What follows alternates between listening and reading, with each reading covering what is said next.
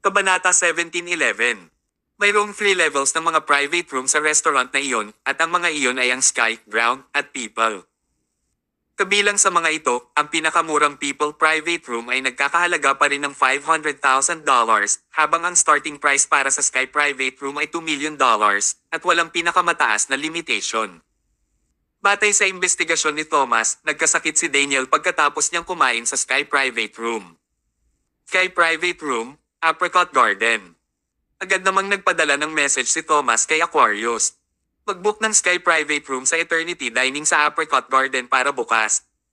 Tapos, binaba niya yung phone niya. Tinusat niya ang kanyang mga mata bago siya kumain kasama si Emma. Kinabukasan, mag-isang nagmaneho si Thomas papuntang Eternity Dining. Pagkatapos niyang iparada ang kanyang sasakyan, binuksan niya ang pinto at naglakad patungo sa direksyon ng main entrance ng restaurant. Nakailang hakbang pa lang siya pasulong nang may narinig siyang sumigaw sa likuran, "Thomas Mayo. Ikaw ba yan?" Tumalikod si Thomas at tumingin. Namalayan niya na may nakatayong payat na lalaki sa hindi kalayuan sa kanya. Maiisip ng sino man na siya ay isang unggoy. Ang lalaki ay si Nell Morton, na kasama ni Thomas noong bata pa siya. Dahil sobrang payat niya, tinawag siyang Monkey. Monkey. Laking gulat ni Thomas nang makilala niya ang matandang kaibigan sa lugar na iyon. Sa totoo lang, si Thomas ay dating nakatira sa countryside kasama ang kanyang ama noong maliit pa siya. Noon, malapit na magkaibigan ang batang Thomas at maliit na Nell. Nang lumayo si Thomas at ang kanyang ama ay nawalan siya ng contact kay Nell. Ngayong muli silang nagkikita, para bang 1,000 taon na ang lumipas. Kahit pa halos 20 years na silang hindi nagkikita at lumaki na rin ang maliliit na lalaki, nakikilala pa rin nila kaagad ang isa't isa. Iyon ang tunay na pagkakaibigan. Lumakad si Nell at sinabing, "Thomas, narinig ko na maganda ang buhay mo at naging head official ka pa nga na namamahala sa Southland District. Nakakahanga ka." Kumaway si Thomas sa kanya. "Nag-resign na ako. May kapangyarihan ka pa rin.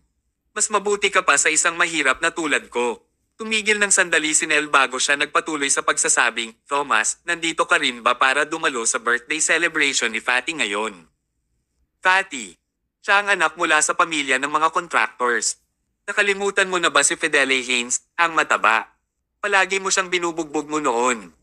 Nang sabihin niyon ni Nell, naalala ni Thomas ang isang katulad na bagay na nangyari noon. Naalala niya na noong maliit pa siya, palaging binubuli ni Fidele ang iba, lalo na si Nell, dahil galing siya sa mayamang pamilya at mas malaki ang kanyang katawan. Bilang matalik na kaibigan ni Nell, si Thomas ay tatayo sa kanya sa lahat ng pagkakataon. Noong nakaraan, kahit si Thomas ay hindi kasing lakas ng Fidele, nagpakita siya ng makapangyarihang talento sa pakikipaglaban. Bubugbugin niya si Fidele ng husto sa bawat pagkakataon. Sa buong village, si Fidele ay natatakot lamang kay Thomas. Naturally, pagkatapos umalis ni Thomas, tuluyan nang nawalan ng kontrol si Fidele. Siya ay kumilos bilang isang god at walang sino man ang maaaring parusahan siya. Ngayon ang birthday celebration ni Fatty, walang pakialam na sinabi ni Thomas. Ito ay isang coincidence. Hindi inaasahang nag-book si Fidele ng isang private room sa Eternity Dining tulad niya. Habang nagmumuni-muni si Thomas, isang lalaking malaki ang tiyan ay lumapit sa kanila, pinapaypayan ang kanyang tiyan gamit ang electric handheld fan. Ito ay walang iba kundi si Fidele Haynes. Kinausap niya si Nell, "Monkey, nandito ka ba para kumain ulit ng libreng pagkain?" Umisi si Nell. "Hindi mo ba inimbitahan ang lahat ng mga lokal sa village na dumalo sa birthday celebration mo? Hindi naman matatapos ang celebration kung darating din ako para kumain, di ba?" Tumawa si Fidele. "Totoo na inimbitahan ko ang lahat ng mga village, pero tao ka ba?" Kabanata 1712. Nang marinig iyon ni Nell ay nagdilim ang kanyang ekspresyon. Pumunta siya dito noong una para i-enjoy ang pagkain, ngunit ininsulto siya ni Fidele. Paano siya magiging masaya ngayong nangyari ito? Kung tutuusin, mayaman talaga si Fidele. Mahigpit na isinara ni Nell ang kanyang mga kamao at nagngangalit ang kanyang mga ngipin sa galit. Gusto niyang humakbang at suntukin si Fidele. Kahit sinong tao ay magkakaroon ng pagnanasa na manakit kung ininsulto ng taong tulad ni Fidele ang kanyang pagkatao.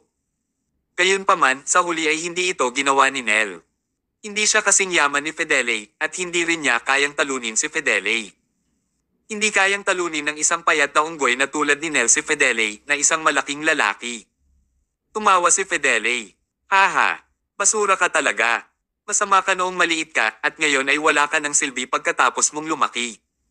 Naging basura ka lang sa buong buhay mo. Pagkasabi niya iyon ay may nag-walk out sa likod ni Nel. Sa ilang kadahilanan, biglang nakaramdam ng takot si Fidele at hindi niya namamalayan na umatras ng 2 hakbang. Nang matitigan niya ang taong iyon, naalala niya kung sino ang nasa harapan niya. Thomas Mayo. Halos 20 years na silang hindi nagkita, kaya halos hindi makilala ni Fidele si Thomas. Sa kabila noon, hindi nagbago ang mabangis na tingin ni Thomas. Noong nakaraan, sa tuwing nakikita ni Fidele ang titig na iyon, hindi niya mapigilan na manginig sa sobrang takot. Ang kanyang katawan ay nanginginig na parang isang kuneho na nakakita ng isang agila. Walang pinagkaiba ang pangyayari sa pagkakataong ito. Napalunok siya sa kasinabing, ano? Gusto mo bang saktan ulit ang loob ni Monkey? Kung gusto mo, subukan mo lang, walang pakialam na sinabi ni Thomas. Wow! Hindi nang ahas si Fidele na labanan si Thomas. Noong maliliit pa sila, paulit-ulit siyang sinuntok ni Thomas sa lupa at hindi niya ito nagawang nakalimutan. Pero hindi naman siya pwedeng umamin ngayon na takot siya, di ba? Pagkatapos ay sinabi ni Fidele, Thomas Mayo, naaalala ko na wala ka sa listahan ng pangalan. Bakit ka dumating nang hindi ka imbitado? Ganyan ka ba talaga kawalang isip? Lahat ng mga villagers ay tumingin kay Thomas na may paghamak. May libreng tanghalian pa ba sa panahon natin ngayon? Mabilis na sinubukang ayusin ni Nel ang sitwasyon. Fidele. Tiningnan siya ng masama ni Fidele. Sinong nagsabi sa'yo na may karapatan kang tawagin akong Fidele? Mr. Haynes, sabi ni Nel na parang isang sunod sanyarin. Kababata rin natin si Thomas. Sa tingin ko, okay lang na hayaan siyang dumalo sa iyong birthday party sa pagkakataong ito, tama ba? Naging malamig ang ekspresyon ni Fidele at nanatili siyang tahimik. Sa oras na ito, biglang sumigaw ang isang villager, nandito na si Mr. Buck. Tara at salubungin natin siya. Ang lahat ng mga villagers ay naglakad patungo sa pasukan. Tinulyapan ni Fidele si Thomas at Ninisian. Pagkatapos nito ay tumalikod siya at naglakad patungo sa pasukan upang salubungin ang village chief. Takalanggaman ang pakiramdam ni Nel. Tinitigan niya si Thomas at sinabing, Thomas, huwag kang magalit. Ganito talaga ang lipunan. Kung sino man ang mayaman, siya ang pwedeng magyabang. Alam kong hindi ka komportable, pero kailangan mong tiisin siya kahit na hindi mo kaya. Kung kakalabanin mo si Fidele sa pamamagitan ng puwersa, pipilitin mo siyang maghayganti sa'yo ng mas agresibo. Kalimutan mo na lang ito. Pagkatapos ng lahat, kami ay mga mahihirap lamang. Hay! Kasunod nito, tinanggap ng lahat ang village chief sa private room sa loob ng restaurant. Ito ay isang malaking private room na sapat para sa 40 na tao. Pumasok ang lahat sa silid at agad namang napuno ito. Si Mr. Buck ay nakaupo sa main seat na nakaharap sa pasukan habang si Fidele ay nakaupo sa tabi niya. Ang ibang mga villagers ay umupo ng naaayon batay sa kanilang katayuan sa lipunan. Kung mas malayo sila kay Fidele, mas mababa ang kanilang katayuan sa lipunan at mas mahirap sila. Kabanata 17:13. Si Thomas at Nel ay nakaupo mismo sa tapat ni Fidele. Sa opinyon ng lahat, silang dalawa ang hindi gaanong matagumpay sa lahat ng mga taga-nayon. Maya-maya pa ay nakahain na ang lahat ng pagkain at alak. Masarap ang pagkain. Mayroong iba't ibang mga pagkain at mayroong hanggang sa higit sa 100 uri. Isang bote ng masarap na alak na nagkakahalaga ng ilang daang dolyar ang inilagay sa harap ng bawat isa sa kanila. Ang mga pagkaing nasa mesa ay dapat na nagkakahalaga ng hindi bababa sa $300,000. Sa singil sa serbisyo at mga bayarin para sa ilaw at lugar, ang panimulang presyo ng pagdaraos ng pagdiriwang ng kaarawan sa napakalaking pribadong silid ay hindi bababa sa $500,000. Isang salita, extravagant. Itinaas ng isang babaeng taga-nayon ang kanyang telepono at kumuha ng litrato habang sinabi niya, ito ang pinakamasarap na pagkain na nakim ko sa buong buhay ko. Sumangayon din ang iba. Oo, ang pagkain na ito ay nagkakahalaga ng ilang taon ng aking sweldo. Mayaman ka. Kailangan nating pasalamatan si Fidele. Kung hindi niya tayo inimbitahan, paano tayo kakain dito? Oo. Malaki ang kinita ni Mr. Haynes sa lahat ng mga taon na ito at mapagbigay din siya. Dapat tayong matuto mula sa kanya, hindi tulad ng isang tao na hindi karaniwang nagpapakita pero nagpa siya lamang na pumunta nang marinig niya na may pagkain dito. Wow! Malinaw nilang tinutuya si Thomas at natural na nambobola si Fidele. Nagtawanan ng lahat ng taga-nayon. Nasiyahan si Fidele. Itinaas niya ang kanyang baso ng alak at nag-toast sa lahat bago niya ito muling pinunan, tumayo at binigyan ng toast si Mr. Bok. Ginoong Bok, salamat sa pagsisikap na sanayin ako sa nakaraan. Cheers! Wow! Wala lang, Mr. Haynes. Mabilis na itinaas ni Mr. Bok ang kanyang baso at nag-toast pabalik. Matapos inumin ni Fidele ang baso ng op, hindi niya namamalayan na napabuntong hininga siya. Ginoong Bok, iniisip ko kung naaalala mo pa ito. Wala akong alam sa nakaraan, kaya araw-araw mo akong pinapagalitan, at sinabi mong magiging construction worker ako in the future. Naaalala ko pa na pinakagusto mo si Thomas noon at araw-araw mo siyang pinupuri sa harap ng mga taga-nayon. Nagbago ang ekspresyon ni Mr. Bok. Umiling siya at sinabing, "Sai, things change." Sa totoo lang, ang iyong pagkatao noong maliit ka ay hindi nagdedesisyon ng iyong mga nagawa sa buhay.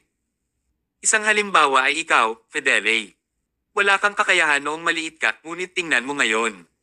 Nakasuot ka ng gintong kwintas at isang marangyang relo at isa ka ng boss ngayon. Tingnan mo ulit si Thomas, hindi man lang siya makakuha ng stable job. Ito ang pagkakaiba. Naiintindihan ko rin na hindi lang tayo dapat tumingin sa kasalukuyan. Ngunit kung ikaw ay katulad ni Thomas na walang kakayahang gumawa ng anuman, paano mo ibabalik ang ating bansa at paglingkuran ng ating mga tao? Si Mr. Bok at Fidele ay patuloy na nambobola sa isa't isa. Pareho silang natuwa, ngunit minamaliit nila si Thomas na nakaupo sa tapat ng mesa na parang wala lang. Bilang kaibigan ni Thomas, galit na ikinuyom ni Nell ang kanyang mga kamao. Paulit-ulit niyang sinasabi sa sarili niya na kailangan niya itong tiisin at hindi siya dapat direktang manindigan sa mga mayayaman na ito. Gayunpaman, isang magandang taga-nayon ang nagsabi, si Mr. Haynes at Mr. Bok ay tama. Dati, may lihim pa akong crush kay Thomas. Hindi ko maisip na ako ay mabubulag at mahuhulog sa isang hanggal na bookworm. Kung napangasawa ko si Thomas, oh my goodness, nasa bangka ako ni Emma Hill. Iiwanan niya ako sa bahay at mabubuhay akong mag-isa nang wala ang aking asawa. Kapag naiisip ko iyon, natatakot ako. Nang marinig iyon ng lahat ay tumawa sila ng malakas. Dagdag pa ng magandang taga-nayon, Mr. Haynes, nagsisisi talaga ako ngayon. Bakit hindi ako nag-oo noong umamin ka sa akin sa pamamagitan ng isang love letter noong nakaraan? Sandaling natigilan si Fidele. Nagsulat ba ako ng love letter para sa'yo? Jerk, ayaw mong aminin. Sumulat ka ng isa sa akin. Sabi ng magandang taga-nayon sa mapang-akit na tono. Tumawa si Fidele. Parang may sinulat ako. Hindi pa huli ang lahat kung gusto mo akong pakasalan ngayon. Pwede kang maging concubine ko. Itigil mo yan. Masigla ang kapaligiran sa hapagkainan, ngunit hindi komportable ang pag-uusap ng mga tao. Nasisiyahan si Fidele na purihin ang lahat tulad ng buwan na napapaligiran ng mga bituin. Samantala, si Thomas ang naging laman ng mga biro ng lahat. Laging may kaawa-awa na tao tulad ni Thomas sa tuwing nagtitipon ng mga taga-nayon. Dapat ay si Nell ang kaawa-awa noong araw na iyon, ngunit dahil sa pagdating ni Thomas, lahat ay nagpaputok kay Thomas sa halip. Kabanata 17:14. Ito ay dahil akala nila ay mahirap si Thomas. Isa pa, ito ay dahil dati silang nambobola at nagpapasaya kay Thomas.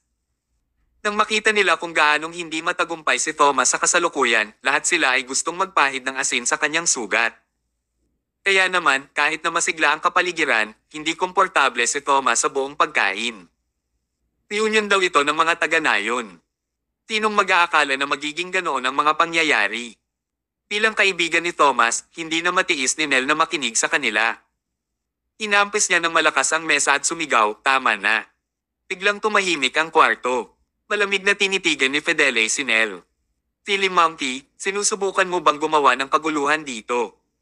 Kinagat ni Nell ang kanyang mga ngipin at sinabing, gumastos lang siya ng $500,000 para kunin ang pribadong silid na ito at i-treat kami sa isang pagkain.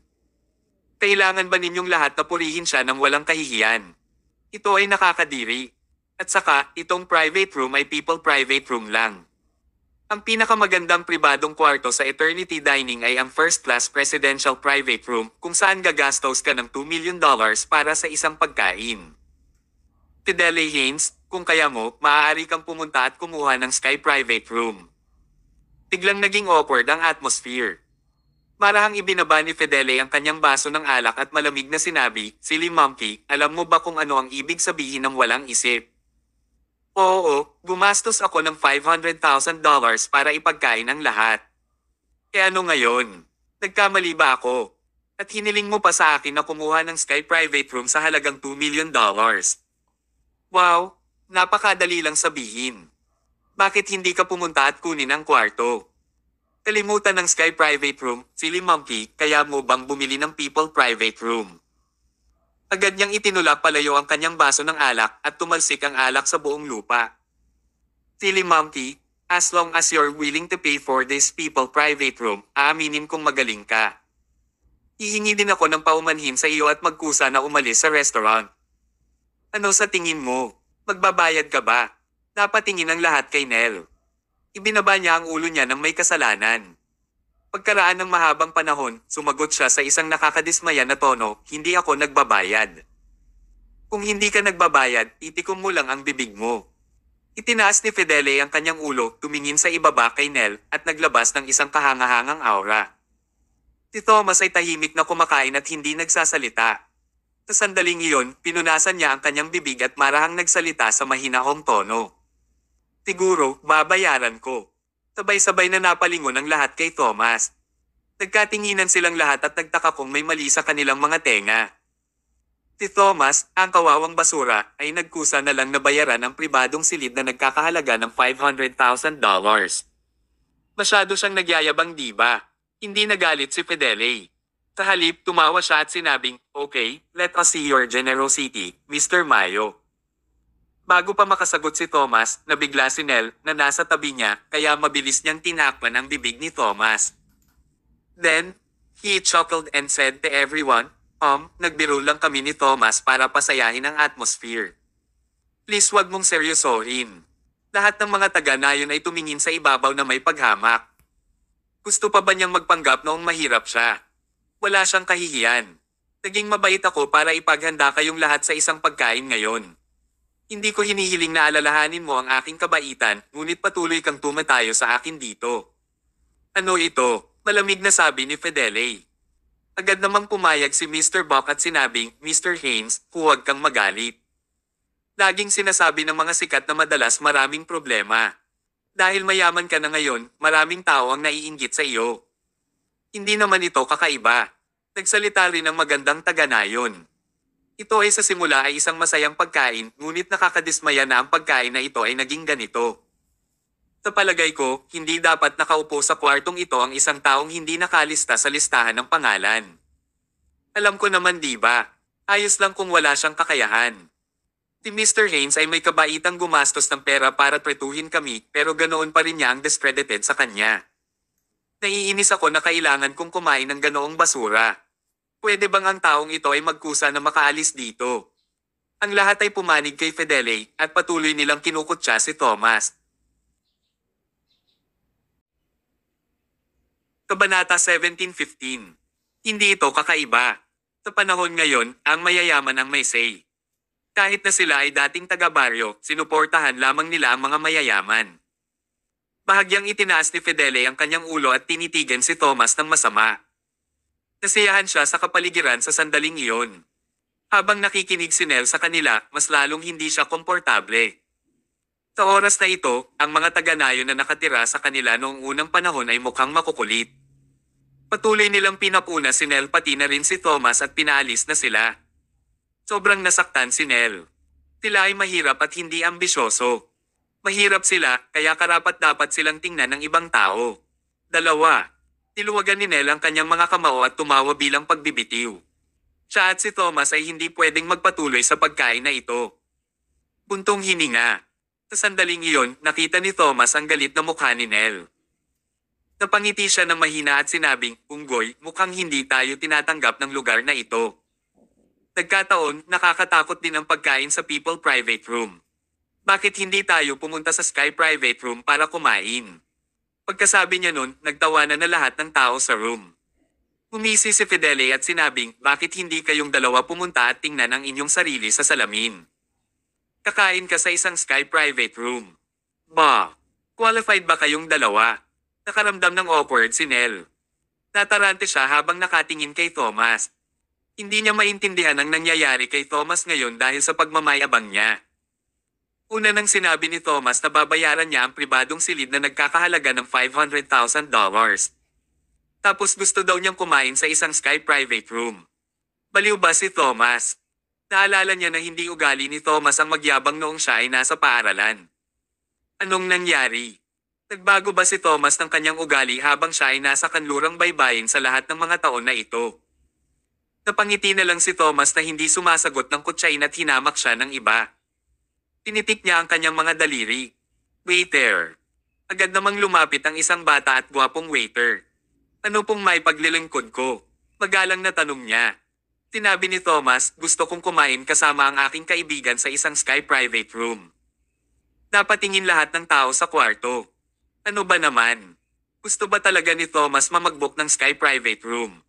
Nanginginig si Fidele sa gulat. Palihim niyang naisip, nagpanggap ba si Thomas na mahirap sa buong panahon na ito? Mayaman ba talaga siya? Hindi ko masabi. Pero si Thomas ang dating punong opisyal na namamahala.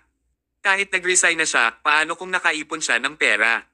Sa sandaling iyon, sinabi ng waiter, paumanhin, Sir. Kailangang i-book ng maaga ang mga Sky private room. Bukod sa, tinadya ng waiter na palakihin si Thomas bago ito nagsalita sa hindi magiliw na tono. Bukod dito, ang mga regular na tao ay hindi makakapag-book ng Sky private rooms. Pagkasabi niya nun, nagtawanan ang lahat. Nakahinga rin ng maluwag si Fidele. He chuckled as he said, Wow, ang galing niyang magpanggap. Malinaw niyang alam na imposibleng mag-book ng Sky private room sa huling minuto, ngunit sinadya niya itong i-book sa harap namin. Mukhang gusto niyang i-book ang kwarto, ngunit hindi ito pinapayagan ng restaurant. Sa totoo lang, mahirap lang siya at nag-aartista lang siya. Sinabi ng magandang taga-nayon, bakit parang pamilyar sa akin ang sitwasyong ito? Siyempre pamilyar ito. Naaalala mo pa ba ang isang pelikulang Espanyol tungkol sa isang mahirap na nagpapanggap na mayaman? May sumang-ayon na sabi, Ay, naalala ko. Ito ay hindi mo ba kilala kung sino ako, di ba? Ay nako. Akala ko sa TV lang kami makakapanood ng pelikula pero sa wakas nakita ko na rin ang live performance dito ngayon. Oo, kung mayaman talaga siya, dapat matagal na niya itong nabook. Sinong mag-book ng room dito? Malinaw na mahirap siya, ngunit sinusubukan pa rin niyang kumilos sa harap namin. Sa tingin niya ba walang isip tayo? Kabanata 17:16. Ang mga taga-nayon ay patuloy na nag-uusap at itinuring nila si Thomas bilang isang biro. Ang kapaligiran sa silid ay agad na umabot sa tuktok nito. Nakaramdam ng pagkabalisa si Nell. Puntong hininga, hindi ba matatapos ito kung aaminin na lang natin na mahirap tayo? Thomas, pinilit mong magpanggap na mayaman. Ngayon ay nabigo kang magpanggap at pinipintasan ka, tama ba?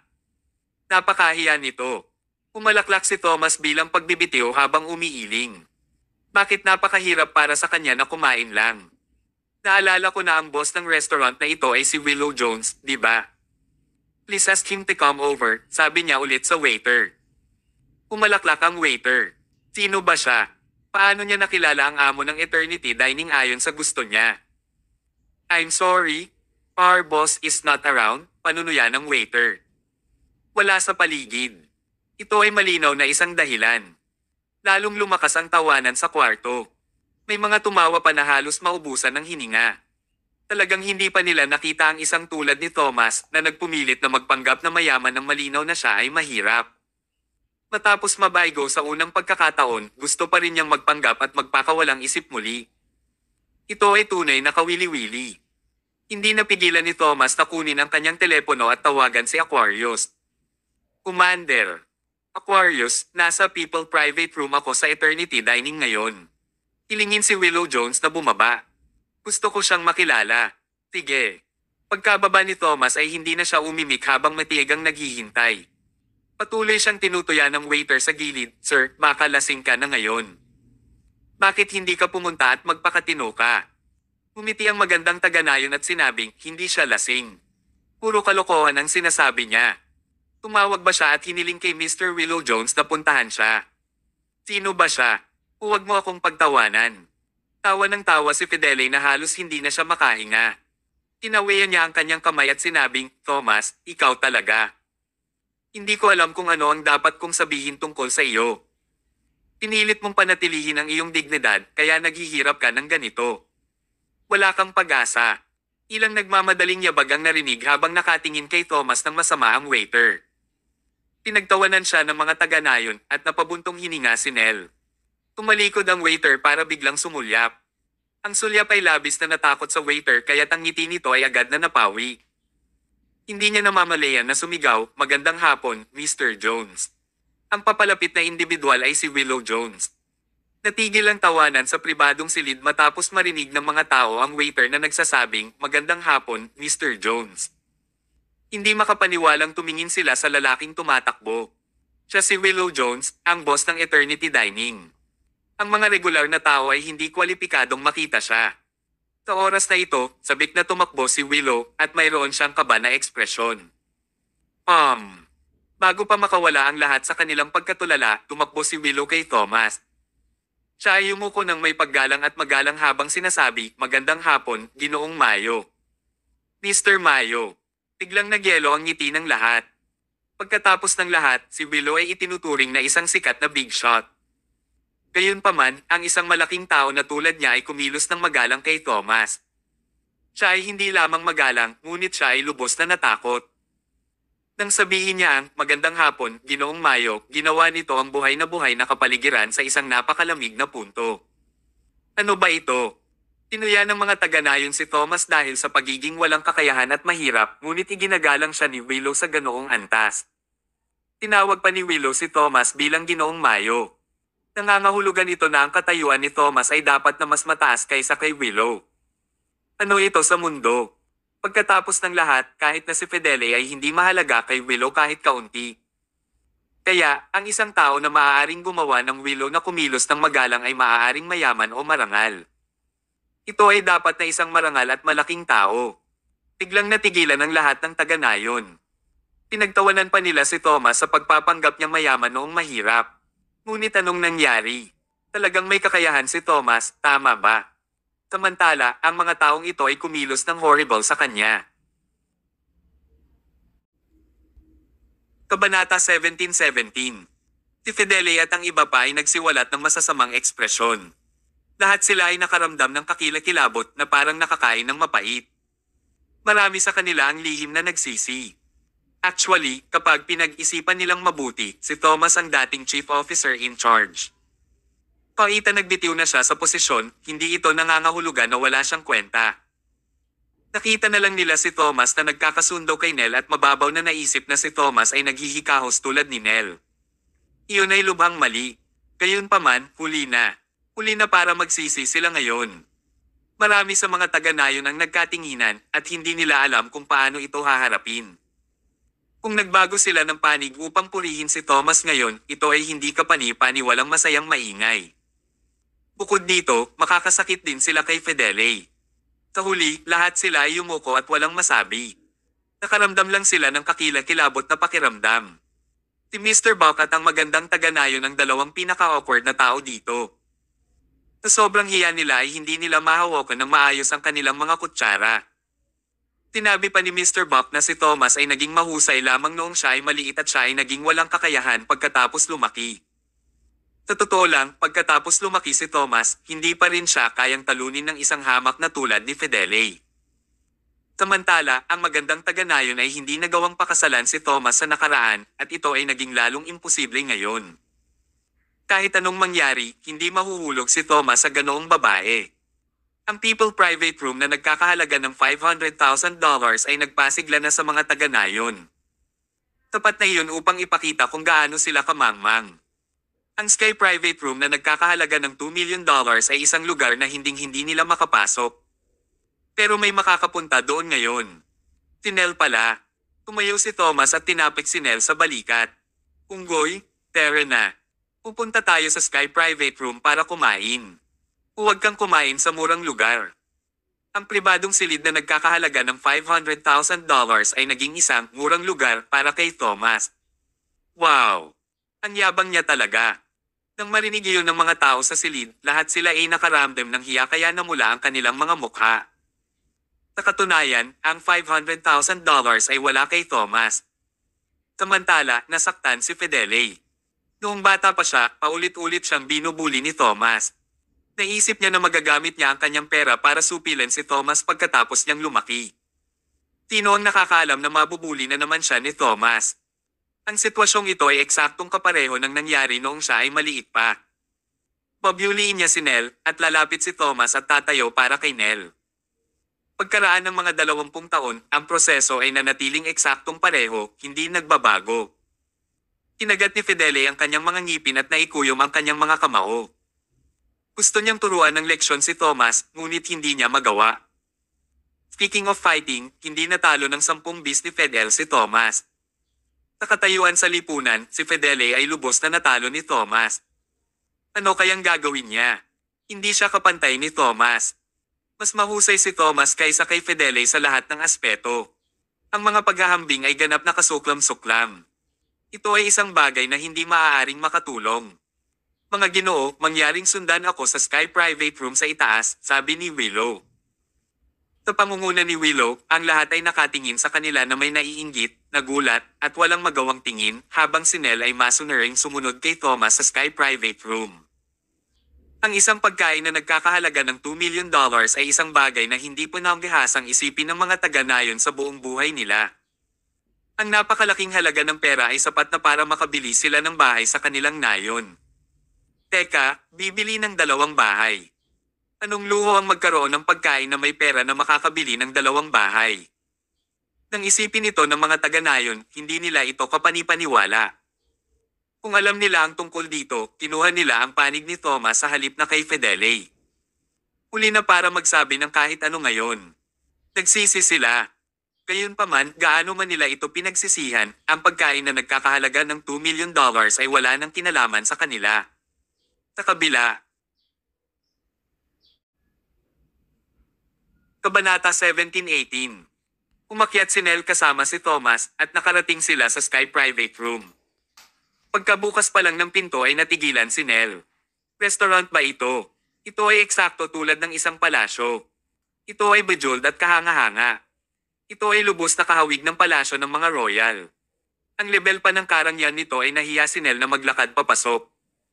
Bakit hindi ka pumapasok? Tanong ni Thomas. Itinaway ni Nell ang kanyang kamay. Kalimutan mo na. Mas mabuting hindi na lang ako pumasok. Napaka-engrandi ng lugar na ito. Paano makakapasok ang isang mahirap na magsasaka na tulad ko? Kung gagawin kong madumi ang lugar na ito ay magiging masama. Ang inborn inferiority ni Nell ay nakaramdam siya ng sobrang kahihiyan na pumasok sa loob. Pumalaklak si Thomas. Direkta niyang hinaila si Nell sa manggas ng walang pakialam at pilit na hinaila si Nell papasok sa Sky Private Room. Pakiramdam ni Nell ay nasa Wonderland siya. Pagpasok niya sa silid, ang bawat hakbang niya ay hindi kapani-pani walang masaya. Pakiramdam niya ay nasa rurok na siya ng kanyang buhay dahil napakakulay at nakakasilaw ang silid. Makiupo ka. Umupo sina Thomas at Nell. Pagkatapos, personal na inayos ni Willow ang pagkain. 108 pagkain ang inihain isa-isa. Nanlaki ang mata ni Nell. Karaniwang isang ulam lang ang kinakain niya kapag nasa bahay siya. Kung maaari siyang magkaroon ng 2 ulam sa isang araw, kailangang pista ang araw na iyon. Kung makakain siya ng 3 ulam, dapat ay birthday niya o pagdiriwang ng bagong taon. Hindi pa siya nakakain ng malaking pagkain na may 108 pinggan. Hindi pa niya ito nakita noon. Isang salita, marangya. Thomas, okay lang ba talaga?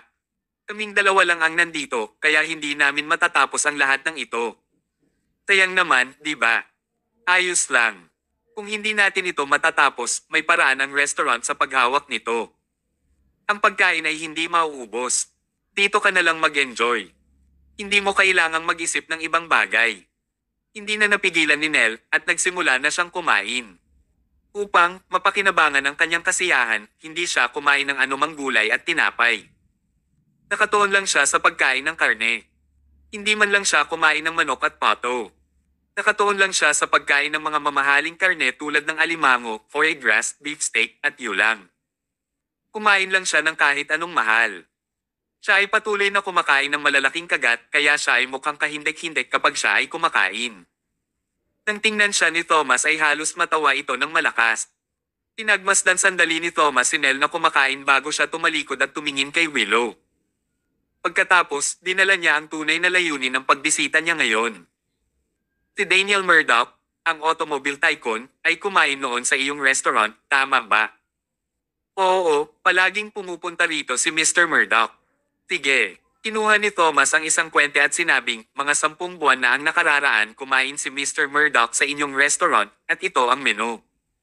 Pagkatapos niyang kumain, nagkaroon siya ng isang napakabihirang sakit. Hindi ito direktang itinuro ni Thomas, ngunit nilinaw na niya ang mga bagay-bagay. Namutla ang kutis ni Willow. Ginoong Mayo, walang kinalaman si Mr. Murdoch sa restaurant namin. Talaga, totoo iyon. Pumalaklak si Thomas.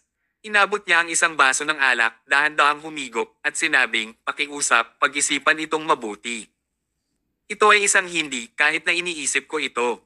Malinis ang restaurant namin. Imposibleng malason ang mga tao sa pagkain natin, matigas na sagot ni Willow. Nalason. Biglang napatitig si Thomas kay Willow. Nagsalita ako tungkol sa pagkakasakit, ngunit sinabi mo na nalalason siya. Willow, may mali sa iyo. Agad namang natarante si Willow. He gulped before he smiled and said, nagkamali lang ako ng sinabi. Walang problema. Mangyaring huwag mag-overthink ito. Tumango si Thomas. Okay, naiintindihan ko kung ano ang sinusubukan mong ipaliwanag. Kabanata 17:19. Napangiti si Willow. Ano ang ipinaliwanag ko? Nagsasabi lang ako ng totoo. Ginoong Mayo, mangyaring huwag mag-overthink ito. Hindi ko iisipin. Pwede ka nang umalis. Oo, Mr. Mayo. Inakala ni Willow na ganoon kadaling ililibre siya ni Thomas kaya tumalikod siya para umalis. Sa hindi inaasahang pagkakataon, sa kanyang paglakad pasulong ng 2 hakbang, isang pilak na karayom ang lumipad mula sa likuran at agad na pumasok sa acupuncture point ni Willow. Kasunod nito, nakaramdam ng pangangati ang katawan ni Willow. Sobrang kiti ang pakiramdam na parang puno ng kagat ng lamok ang katawan niya. Mabilis na inabot ni Willow ang kanyang katawan, ngunit ang kabilang bahagi ng kanyang katawan ay naging makati nang kumamo siya sa isang gilid. Tapos, sabay-sabay na nangangati ang buong katawan niya. Wala pang 30 segundo, hindi na nakayanan ni Willow. Napahiga siya sa lupa at napakamot sa katawan. Inubad niya ang kanyang kamisete at hindi na makapaghintay na sunugin ang sarili sa apoy. Nakakiti. Nangangati ng husto. Nakaramdam ng gulat si Nell na kumakain. Nakatulala lang siya habang nakatitig kay Willow, ngumunguya siya ng isang piraso ng steak habang nagtatanong, oh my goodness. Mr. Jones, ano ang nangyayari sa iyo? Bakit ka nakahiga sa lupa? Akmang tatayo na sana siya at tulungan si Willow, inabot ni Thomas para pigilan siya. Walang pag-aalinlangan na sinabi ni Thomas, nakakaramdam ka ng pangangati dahil ito ang iyong karma sa hindi pagiging tapat. Ang kanyang mga salita ay maaaring nalinlang sa mga bata.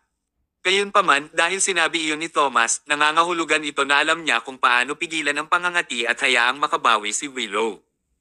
Ang paunang kondisyon ay kailangang sabihin ni Willow ang katotohanan at sabihin kay Thomas ang gusto niyang malaman. Nangangati si Willow. Napakamot siya sa katawan kaya maraming bahagi ang dumudugo.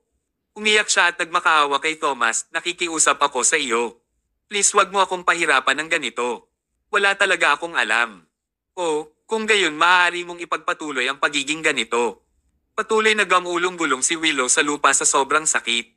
Makalipas ang mga 20 segundo, walang pag-asa niyang sinabi, ginawa ako ng Art Trading Corporation. Hindi ko gustong gawin ito. Ginoong Mayo, alam kong miyembro ka ng Mark of the River Mountain, kaya hindi kita masasaktan. Ang problema ay kapag kayo, malalaking lalaki, ay nakikipagkompetensya sa isa't isa, hindi mo ba maaaring i-drag ang mga hindi gaanong mahalagang karakter bilang iyong sakripisyo? Si Willow ay hindi nang ahas na saktan ng Art Trading Corporation, at hindi rin siya nang ahas na saktan si Mark of the River Mountain. Nasa dilema siya.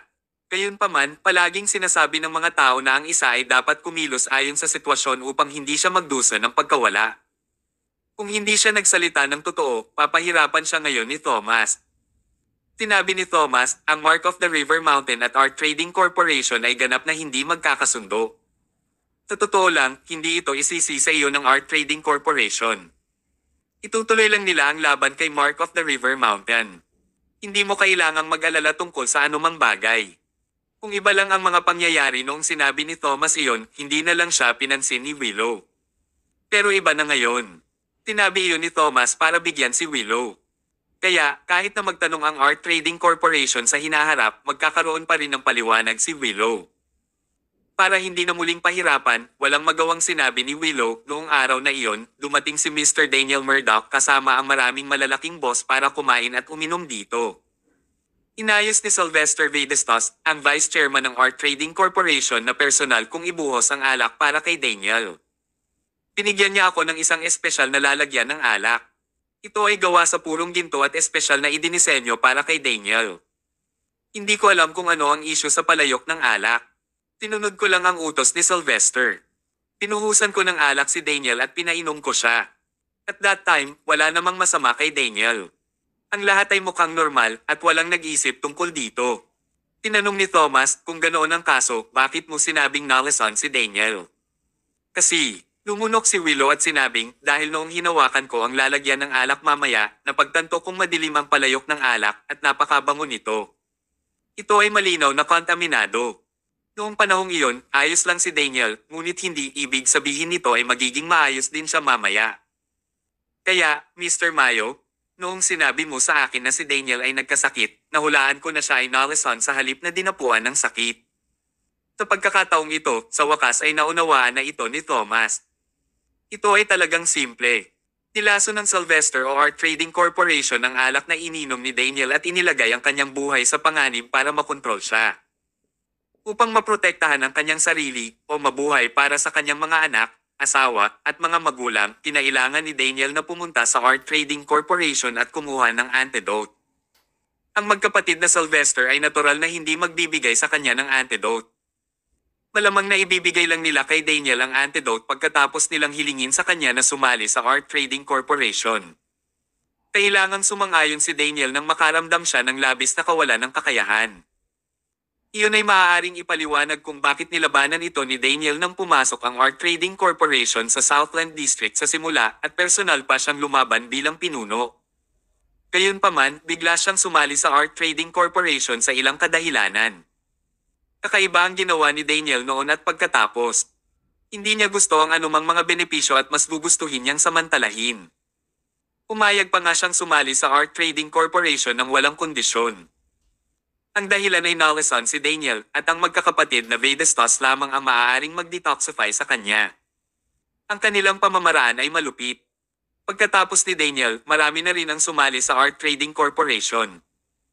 Walang anumang pag-aalinlangan, tiyak na kontrolado din sila ng magkakapatid na Vedestos gamit ang parehong pamamaraan.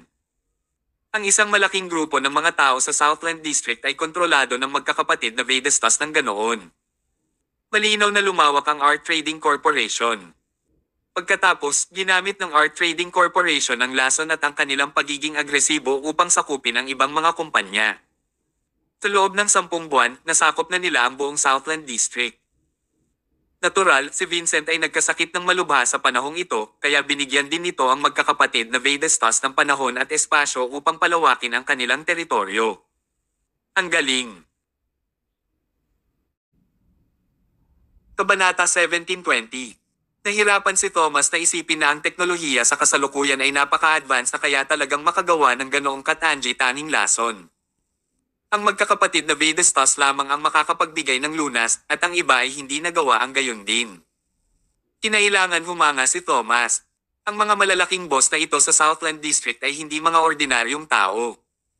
Susubukan nila ang lahat ng uri ng mga paraan upang ganap na maalis ang Art Trading Corporation, ngunit lahat sila ay nabigo ng walang anumang pagbubukod.